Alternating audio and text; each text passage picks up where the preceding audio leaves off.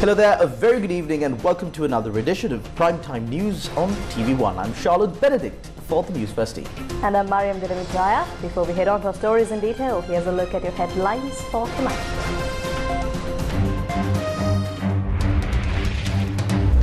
NAM 200, upcountry Tamils celebrate 200 years.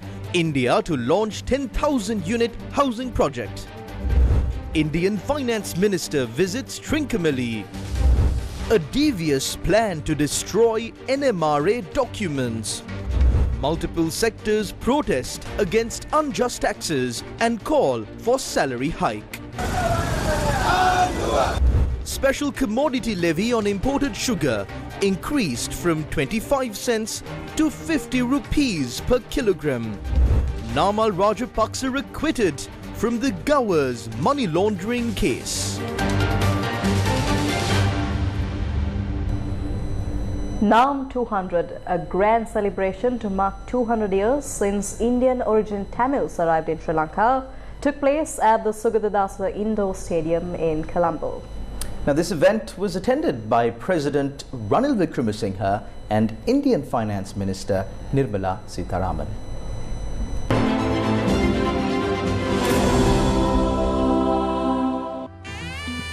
Sri Lanka's Minister of Water Supply and Estate Infrastructure Development Jeevan Thondaman elaborated on the estate community of Sri Lanka in his opening remarks at the NAM 200 celebration. If you were to step outside Sri Lanka, and say Tamil, people only think about the war. They don't think about the workers who have plucked tea and who have saved this economy again and again over the past 200 years. And this is something that must be recognized. This is something that must be taken into account. Today, not many people know that this community did not have their citizenship between 1948 to 1977. In fact, it was under the leadership of current President, His Excellency Ranil Wickremesinghe, then Prime Minister in, I believe, 2003, when 300,000 people were given citizenship. It took us not 30 years, but nearly 60 years to receive complete civic rights. Right now we are in economic crisis. Yes, we have come out of it. We are recovering and we are growing. But I would like to just say something. We cannot achieve economic progress without social progress. And as far as social progress is concerned, I believe this is the time to seek it. A key moment at the event was the launch of another 10,000-unit housing project for the estate community by the Government of India. The project was launched at the Mount Vernon estate in Kottagala, and the audience was given the opportunity to witness the groundbreaking moment via Zoom. Cultural items depicting the Indo-Sri Lanka relations added more color to the event.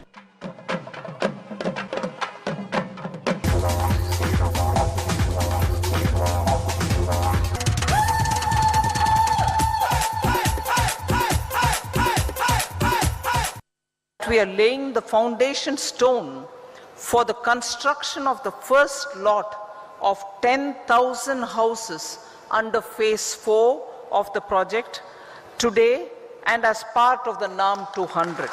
This will remain a special moment for our bilateral relationship as well as personally to me. When Sri Lanka faced its unprecedented economic crisis a year back, we felt it was our duty to stand by with our friends in Sri Lanka. We could not bear the difficulties our friends in Sri Lanka had to face. Our government and the people of India acted collectively and came to your assistance in record time. As Thiruvalluvar said, "Udukkai izhandavan kai pola, aange idukkan kalaivadam natpu." India rendered an unprecedented financial assistance of over $4 billion for the people of Sri Lanka. We were the first bilateral creditor to convey financing assurance to the International Monetary Fund, which paved the way for others to provide similar assurances that formalized the IMF program for Sri Lanka. As a true friend, India continues to work closely with the government of Sri Lanka on debt restructuring discussions as well as on its path of economic recovery. Our government will work closely with the Sri Lankan government in realizing the vision provided by our leadership, thereby further deepening our civilizational ties with connectivity as new focus area. While some of the connectivity projects have already made progress, notably the recent commencement of passenger ferry services, negotiations on economic and technological cooperation, which is an agreement, and UPI-based digital payments, which will be launched very soon. We are working closely with the government on other identified areas as well. As we enhance connectivity between the two countries, we build enduring bridges of experience and opportunities for our people. We weave a future with shared prosperity, overcoming the challenges of the past. I am sure the Indian origin Tamils will continue to play an important role in weaving a shared future for our two countries. Indian Finance Minister Nirmala Sirasa was also presented with a NAM 200 memento. In addition, former Sri Lankan President Mahinda Rajapaksa presented special awards to 3 individuals who rendered a great service for the estate community. Indian MPs, BJP Tamil Nadu leader K. Annamalai, Indian politicians and diplomats were among those present for the event. Sinhala veva, Dravida veva. Be it Sinhala, Tamil, Burgher, Muslim, Buddhist, Hindu, Christian, we all must consider that bringing the estate community together is a strength to us. අපේ ශක්තියක් කියලා මම මෙතන ප්‍රකාශ කරනවා. අපි මේ ගමන මෙතෙක් We came forward together in this journey. Let us move forward stronger together. There are some things that the estate community has been deprived of. Last week at the cabinet, we reached a decision. We decided that the estate Tamil community will be integrated with the Sri Lankan fabric in its entirety. A committee led by the Prime Minister was appointed for this. It consists of ministers including Jeevan Thondaman. We are focused on 3 key points. A section of the upcountry Tamil community do not work in the estates. Others are workers in the estates. I am aware of their issues. The existing system is outdated. We decided that all those estates will enter into outgrow agreements. That means you will cultivate tea and sell it to the factory. I informed the estate unions to implement this. Then we can gradually do away with the plantation-based system and provide you all with land for cultivation. We will award 10 purchase of land with deeds. Perches 10 ගානේ ඔප්පු හැටියට ලබා දෙන්න අපි ක්‍රියා කරනවා. Indian politician Shashi Tharoor also spoke at the event. The United Kingdom may have lapsed into imperial amnesia, but the former colonies cannot. We ought to remember time and again what we were subjected to and what we endured. For only then will emerge from the shadowy mists of the future a vivid map of tomorrow, the tomorrow we aspire to build. The trials and tribulations of the plantation Tamils of Sri Lanka must be placed, of course, in a context of our national histories. Indian Finance Minister Nirmala Sitharaman also toured Trincomalee earlier in the day. Indian Finance Minister Nirmala Sitharaman visited the Thirukoneswaram Kovil in Trincomalee and engaged in religious observances.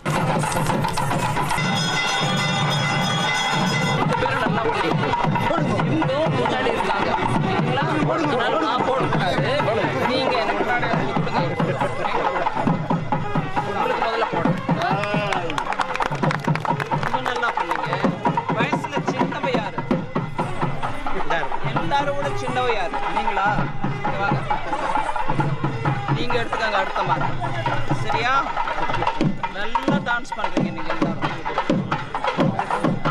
எனக்கு இன்னும் 3 மாலை இல்ல கொடுக்கிறதுக்கு அதனால உங்களுக்கு போடணும் பரவாயில்லையா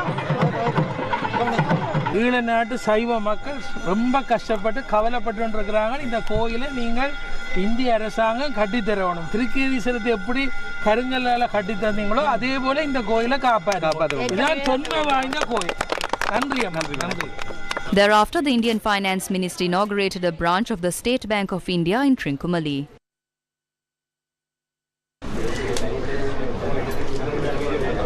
அதென்ன எனக்கு கொடுக்குறீங்க இல்ல என்ன wait a minute, you want to give me hold on இந்த பக்கம் பாருங்க இது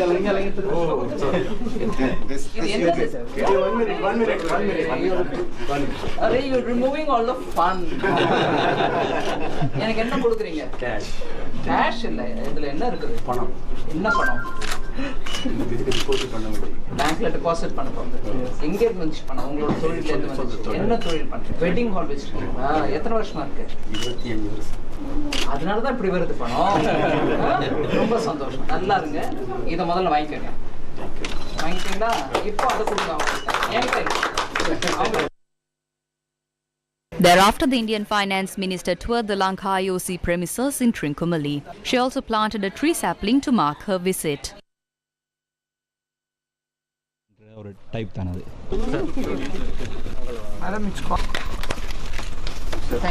The Indian Finance Minister inspected the Trincomalee oil tanks and industrial premises.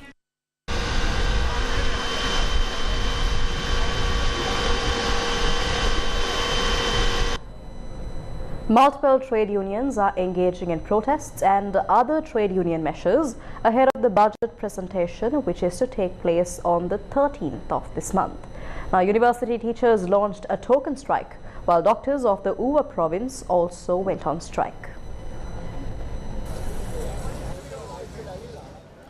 A protest was held opposite the Vihara Mahadevi Park in Colombo today, in line with the island-wide strike launched by university lecturers and non-academic staff. Their primary demand was the immediate withdrawal of the unjust tax regime. They also warned of a serious risk of the university system collapsing. Teachers and non-academic staff objected to the deployment of Sri Lanka Army and police anti-riot squads at the protest site. They began the march within the Vihara Mahadevi Park and along the pavement. A heated situation was reported on several occasions between the security forces and the group that marched towards the National Library.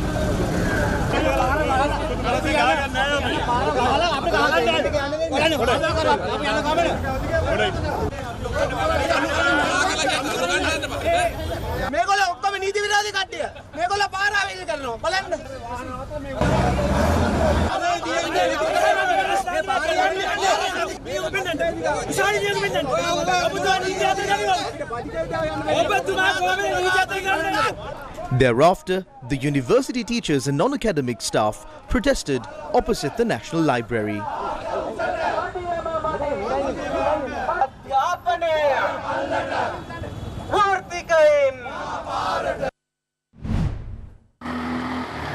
The academic and non-academic staff of the Peradeniya University extended their support for a strike action. Due to this, the activities of the university were not carried out today. The academic and non-academic staff launched a protest march from the university premises and marched towards the Galaha Junction.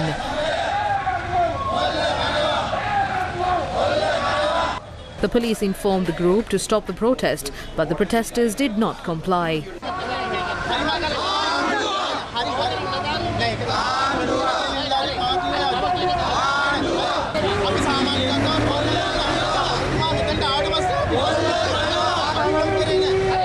Then the group moved to the Galaha Junction and protested.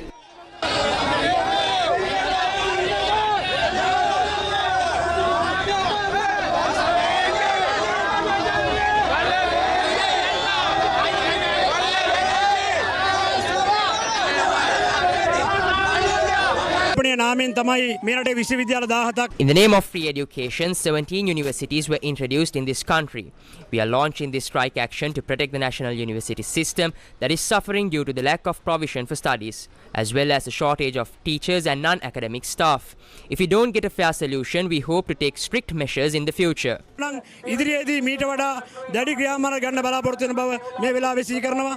Rajarata University Trade Union Joint Balamandalaya also went on strike and engaged in a protest.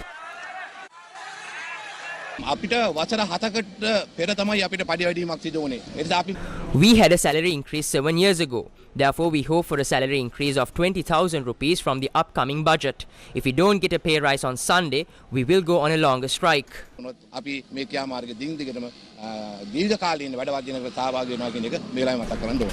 The non-academic staff of the Karapitiya Faculty of Medicine also went on strike in protest. The lecturers, academic and non-academic staff of the University of Ruhuna also refrained from engaging in academic activities and engaged in protest. We asked Ranil Rajapaksa whether he is not providing solutions to our issues because he wants to sell these 17 universities and break them into pieces. Don't assume that you can stay in power for long. The entire university system will take to the streets and rally in Colombo. The Government Medical Officers Association stepped away from their duties in the Uva province and engaged in a token strike today. The doctors of the Balimada Hospital engaged in a strike this morning, stating that there is no proper program to prevent doctors from leaving the country and against the unfair tax policies and the failure to introduce salary increments. Newsfirst correspondents stated that apart from the doctors from the emergency unit, all other doctors engaged in the strike.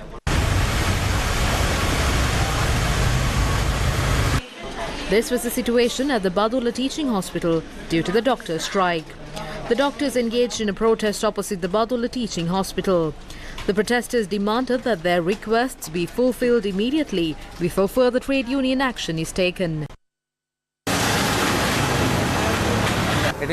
This strike will continue at other provinces. This is only the beginning. We are not the creators of this economic crisis. They are the ones who created this. We don't take responsibility to this. We have paid extra from the tax that should be charged from us. So fulfill our request is what we have to ask. The Health Service Trade Unions Collective staged a protest opposite the Jayawardhanapura Hospital. The group demanded that an allowance of 20,000 is required from the budget.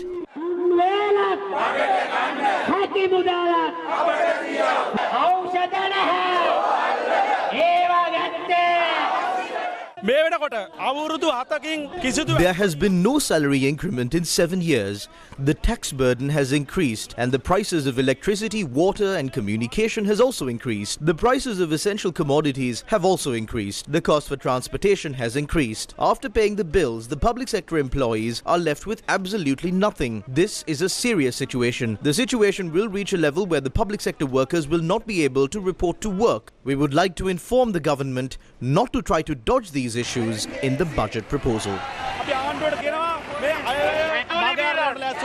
The staff of the Dambulla General Hospital also protested, demanding a salary increment of 20,000 rupees from the upcoming budget.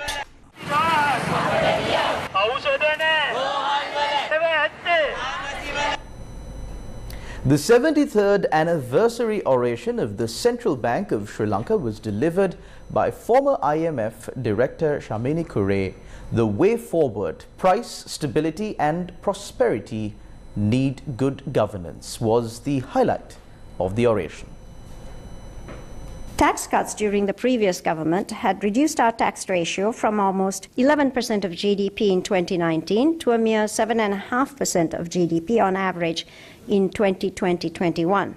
One of the lowest in the world, lower even than the tax ratios of very poor countries like the Central African Republic and Burkina Faso. The government took decisive and necessary action to increase tax rates, bolster tax collections, and implement cost recovery pricing in energy. It has tightened spending to generate the needed improvements in the primary fiscal balance in line with the IMF-supported program. These were difficult decisions and politically unpopular, but they were necessary. Unfortunately, the ship that is the national economy cannot be turned around quickly. This crisis is not yet over. The only way out is to grow at a rate of about 5 or 6% a year in a sustainable, inclusive way.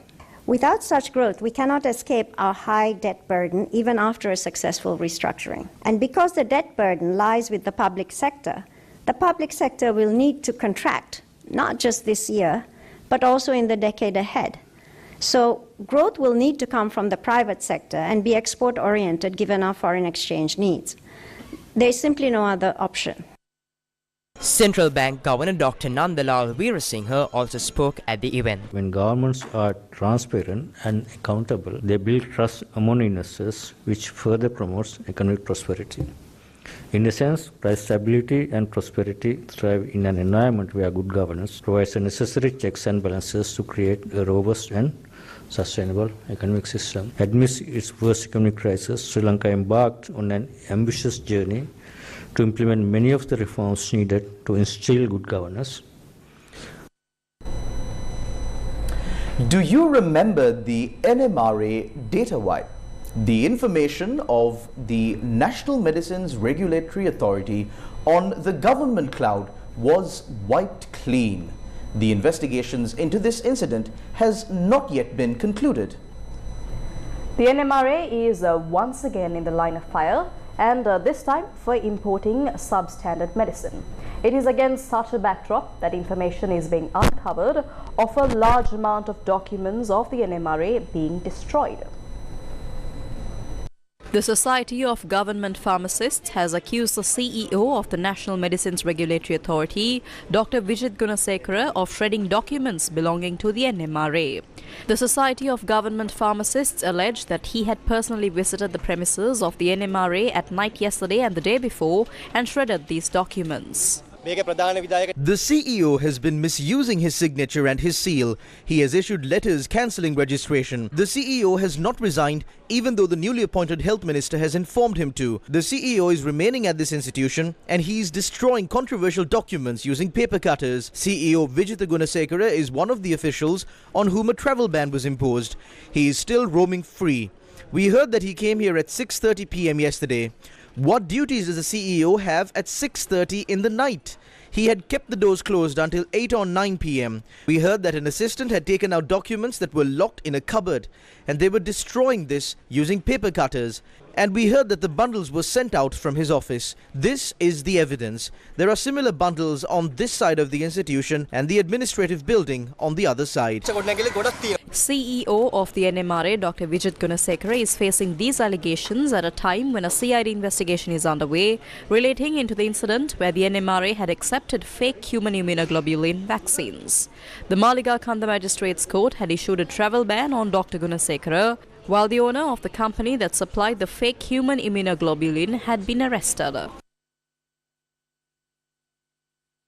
The Board of Directors of the NMRA convened today, chaired by the newly appointed chairman, Specialist Dr. Ananda Vijay Vikrama. On Tuesday, member of the Board of Directors of the NMRA, Manoj Gamage, said the board will convene today to discuss the removal of the CEO and appoint an acting CEO. However, CEO Vijit Gunasekara also attended the Board of Directors meeting today. During the meeting, he informed that there are no provisions to legally remove him from the position. Thereby, the Board of Directors were not able to appoint an acting CEO to oversee the management of the NMRA today. Meanwhile, board member of the NMRA, Manoj Gamage, said that Dr. Vijit Gunasekara had been appointed to oversee the management of the NMRA in a temporary capacity as acting CEO. We can only take action against an official based on the provisions available in the Act. If an official voluntarily resigns, that is his prerogative. We cannot force anyone, but the minister is vested with the power to take certain steps. The Board of Directors was not able to decide on this matter based on the information available today. Therefore, the board members requested the chairman to reconvene next week to make a decision on this matter based on the information and instructions received from the ministry. Matters regarding holding a proper interview to select the new CEO will be decided upon at the next meeting based on the instructions that we receive from the ministry. සමුක පරීක්ෂණයක් ඇඳවලා විධායක අධ්‍යක්ෂකවරයා තෝරා ගැනීම සම්බන්ධයෙන් ගත හැකි ඉදිරි ක්‍රියාමාර්ග පිළිබඳව ලබන සතියේ පැවැත්වෙන අධ්‍යක්ෂ මණ්ඩලයේ ඉදිරිපත් වන කරුණු මත තීරණය වෙයි. The accusations against the NMRA surrounding the import of fraudulent drugs should not be taken lightly. Human immunoglobulin is commonly used to treat patients with neurological disorders. This drug is manufactured using human blood, and if it is not manufactured at a proper standard, it could cause serious complications to patients. 22,500 vials of this fake drug were imported to the country, and over 3,000 of these vials were purchased from a fake company. Although the NMRA announced that the letter produced by the company to prove the approval granted by the NMRA was fake, this has not been proved yet. The rough estimate of the amount of money paid for this purchase was 1 billion rupees. The owner of this company had been arrested and was placed under remand custody yesterday. When speaking on the 3 billion rupee deal on providing human immunoglobulin, the defendant told court that he was only a small party to it and that the infamous human immunoglobulin deal was carried out by using a mechanism linked to the then Health Minister, Health Secretary and other health officials. Therefore, the magistrate made an open order to investigate all government officials linked to this by the 15th of November and submit the evidence with the court and make the necessary arrests. It was also revealed that though the supply of medicine was to take place under the Indian credit line, there is a charge against the suspect under the Public Property Act. This is just one of the many controversial transactions in Sri Lanka. Against such a backdrop, there are serious concerns over the measures taken to shred vital documents at the NMRA. If this is not investigated immediately, many serious crimes will be swept under the carpet. In another story making headlines tonight, MP Namal Rajapaksa and 4 others accused were acquitted and released from the Governors Corporation money laundering case. Now, they faced 11 charges, including their alleged involvement in a financial transaction worth 30 million rupees between Governors Corporation Services Private Limited and another company. They were acquitted and released by order of Colombo High Court Judge Navaratna Marasinghe today. Colombo High Court Judge Navaratna Marasinghe noted that the evidence provided by the witnesses for the prosecution cannot be accepted. He also pointed out that the court does not consider the status of any defendant and only focuses on the evidence that can prove the charges that have been filed.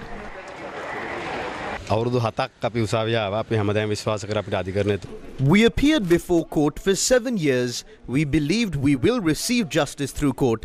The Good Governance government filed false cases with fabricated evidence and tried to stop our political journey and interfere in our lives by imprisoning us.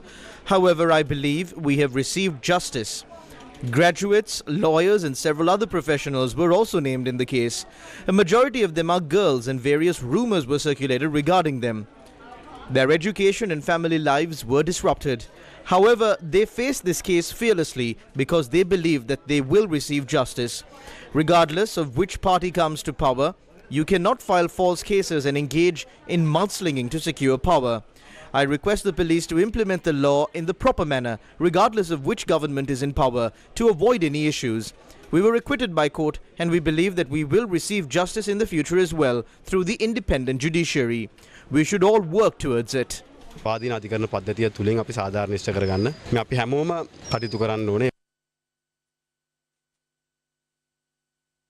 Sri Lanka Supreme Court has dismissed an application made for former President Maithripala Sirisena to pay the court-ordered compensation in the 2019 Easter Sunday attack case in 10 years.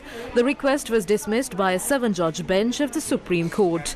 Sirisena was ordered to pay the compensation in full before the 30th of June 2024. The case will be called up on the 15th of June 2024. Opposition leader Sajith Premadasa says that the government is carrying forward a wrong tax formula and the current government is not capable of creating a correct tax formula. That is a regressive tax. Doesn't matter how much your income is, everybody has to pay the same tax. This is a stupid act. This is a lowly act. The government expects to collect 100 billion from the APIT tax today. However, 107 billion has already been collected. 125 billion is to be collected from the APIT tax by the end of this year. The government's target is 100, but the total collected will be 125. You can very well understand that the government is following a wrong tax formula from this. Our professionals, doctors, engineers, university lecturers, professors have been heavily burdened with taxes. What will happen when such things take place? University lecturers and professors are leaving the country. How will a country recover when there is such a massive brain drain? How will economic growth work? The government has no feeling about this because the government's only solution is to shrink the economy. The opposition leader was speaking at the event to open a smart classroom to Nungamuwa Damset Madhya Mahavidyalaya in Apadeniya under the Sakwala program. Divisavya, the second leg of the Divisavya program to provide much needed school books and stationery items to school children in Sri Lanka. 3rd of November, Passara. Dai Daruwange Anagate Winuwin Divisavya, LOLC Prajasatkara Mehevara. Newsfirst with the people. The special commodity levy imposed on imported sugar has been increased. The special commodity levy imposed on imported sugar was increased with effect from today. Accordingly, the special commodity levy of 25 cents imposed per kilogram of imported sugar was increased to 50 rupees. The special commodity levy will be in effect for a period of 1 year. Milinda Moraghoda presented a copy of Ashokavadana to Congress Party parliamentarian Shashi Tharoor. Milinda Moraghoda presented a copy of Ashokavadana to Indian Congress Party parliamentarian and author Shashi Tharoor in Colombo recently. The book contains selected articles from his newspaper column of the same name that ran in the Sunday Lanka Deepa during Moraghoda's tenure as High Commissioner to India. The purpose of the column was to present the experience of India in the realms of economic, science, society and politics placed within the context of Sri Lanka. The first copies of the book were presented earlier to the Mahanayaka Theras. The official ICC Men's Cricket World Cup India 2023. And some sad news for Sri Lankan cricket fans. Sri Lanka suffered a heavy defeat at the hands of India in the ICC Cricket World Cup 2023 in Mumbai, India today. Sri Lanka was defeated by over 302 runs.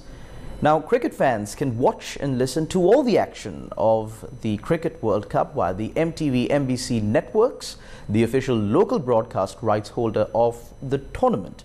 The matches are being streamed live also on www.sirasatv.lk.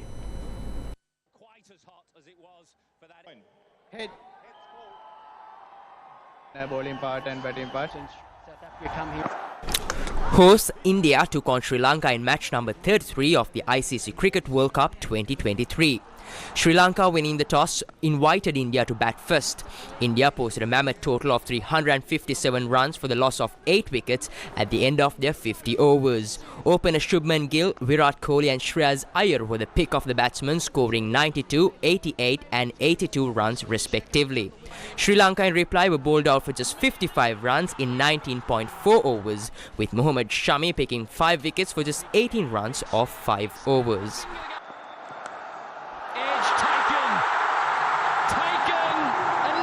To even get off the mark. For India in World Cup cricket, going past Sahir Khan.